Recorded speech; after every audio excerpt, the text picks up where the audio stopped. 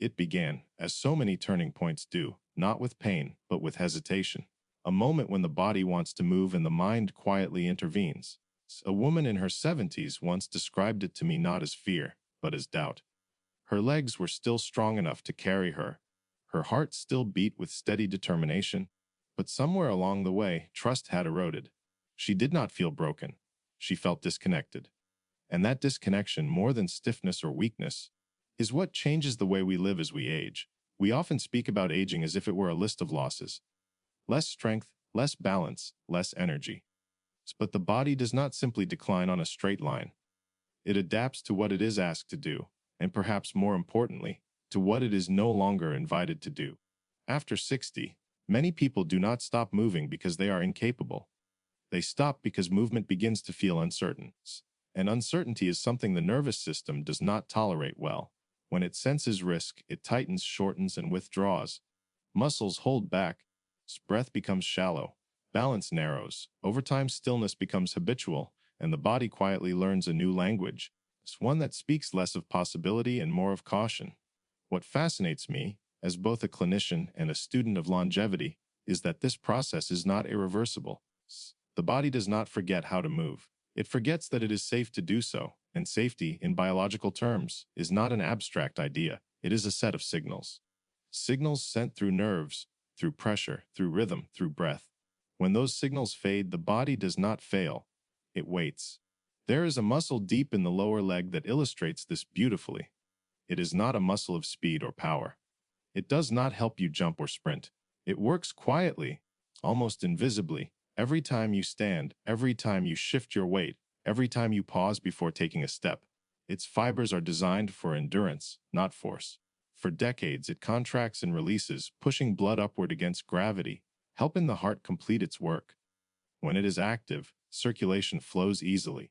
When it is quiet, blood lingers, swelling appears, and the brain receives a slightly weaker signal of stability. With age, this muscle is not lost. It is simply underused. And when it becomes underused, the consequences ripple outward. The legs feel heavy. Standing feels uncertain. The mind interprets these sensations as warning signs, not consciously, but reflexively. The result is hesitation, and hesitation, repeated enough times, becomes avoidance. What is remarkable is how little it takes to reverse this conversation between the body and the brain. Not intensity, not strain, but clarity. A clear, gentle signal that says we are moving again, and we are doing so safely. When a person sits in a chair and slowly lifts their heels, something subtle but powerful occurs. Pressure shifts through the soles of the feet. Muscles contract with intention. Veins are gently compressed, sending blood upward. Sensory receptors wake up and report back to the brain. Nothing dramatic happens on the outside, but inside, a dialogue resumes. This is why movement after 60 does not need to look impressive. It needs to be precise. The nervous system does not respond to spectacle. It responds to consistency. A small movement, repeated daily, can do more to restore balance than a large movement performed once a week. Because the brain is not counting repetitions, it is updating its expectations. Standing is often where this becomes most apparent.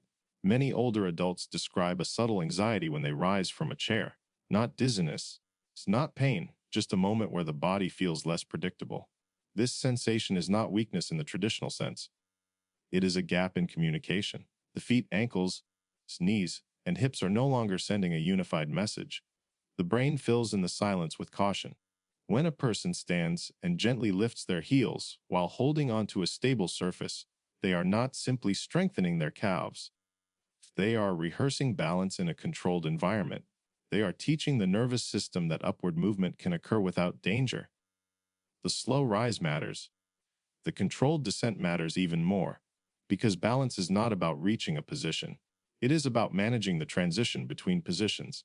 Inside the body, specialized receptors are measuring stretch, pressure, and joint angle. These receptors form the basis of what we call proprioception, the sense of where we are in space. With age and inactivity, this sense dulls, not because it disappears, but because it is not being challenged in safe ways. When it is reintroduced gently, it returns. And with it returns confidence. There is a deeper layer still, one that rarely appears in conventional exercise discussions. Beneath the muscles we see and feel are muscles designed to work quietly for long periods of time. They stabilize rather than move. They respond before conscious thought has time to intervene. These muscles are essential for the moments that matter most: stepping off a curb, turning suddenly, lifting one foot to dress. Falls rarely happen during steady walking. They happen during transitions. Training these deep stabilizers does not require complexity. It requires intention. A slight bend in the knee shifts the workload inward. A small heel lift under these conditions demands coordination rather than strength. The body must organize itself. The brain must listen closely. At first, this feels unfamiliar. Then it feels warming. Then it feels reassuring. The sensation is not fatigue, but engagement. What is happening at that moment is not just muscular. It is neurological. The brain is refining its predictions. It is learning that the body can manage instability without panic. This is how trust is rebuilt, not through force, but through repetition of safe experiences. Breath plays a crucial role in this process. As we age, breathing patterns often become shallow and guarded. The chest collapses slightly. The shoulders roll forward. This posture is not simply the result of gravity. It is a physical expression of vigilance. When the body anticipates threat, it protects the front of the chest. Over time, this protection becomes habitual, and the breath loses its range.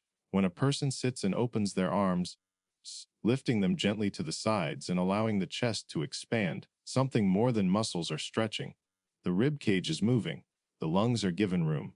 The heart, both literally and symbolically, occupies more space. Slow, deliberate breaths in this position activate calming pathways in the nervous system. Stress hormones decrease. Oxygen delivery improves. The mind becomes quieter, not because it is forced to relax, but because it has received enough evidence that the environment is safe. Many people are surprised by the emotional response this can evoke. A sense of release, a sigh that feels long overdue, sometimes tears. This is not weakness. It is integration. The body has stored years of adaptation in its tissues. When conditions finally allow for openness, those adaptations unwind. This connection between emotion and movement is not metaphorical. It is physiological. Chronic stress alters muscle tone, breathing patterns, and posture. The nervous system does not distinguish between emotional threat and physical threat. Both produce tension. Gentle movement combined with breath sends a different message. It says, the threat has passed. You can let go. What happens outside these moments of intentional movement matters just as much. The body spends most of its time adapting to how we sit, how we stand, how we rest. A soft chair that allows the pelvis to collapse and the feet to dangle may feel comfortable in the moment, but over hours, it teaches the body to disengage. Its muscles go offline. Sensory input decreases. The brain receives fewer updates from the lower body. When it is time to stand, the system is unprepared. Small adjustments make a difference. Feet flat on the floor, knees slightly lower than hips. A firm surface that supports rather than swallows the body. Periodic movement, even something as simple as lifting the heels a few times, reminds the nervous system that it is still involved. These are not exercises. They are signals. The feet deserve special attention. Each foot contains thousands of sensory receptors that inform the brain about texture, pressure, and orientation. When these receptors are stimulated, balance improves, not because the muscles are stronger, but because the brain has better information. Thick, overly cushioned footwear can dampen this input. While protection has its place, constant insulation deprives the nervous system of feedback. Spending a few minutes each day, allowing the feet to feel the ground, or rolling a small object beneath them, reawakens this sensory dialogue. The effect is often described as grounding. Scientifically, it is recalibration. The brain refines its internal map of the body's relationship to the environment. So over time, these small practices accumulate. Circulation improves, balance steadies, breath deepens. Perhaps most importantly, the internal narrative shifts. Its movement no longer feels like a test to be passed or failed. It becomes a conversation again. This is the essence of healthy aging. Not the pursuit of youth, but the preservation of connection. Connection between brain and body, between intention and action, between effort and ease. The body does not require punishment to adapt. It requires participation. When people begin to move in this way, something subtle changes in how they inhabit their days. They rise from chairs with less hesitation. They walk with a slightly longer stride.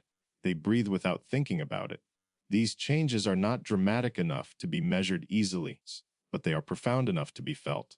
The science of longevity increasingly points toward this truth. Systems thrive on gentle stimulation.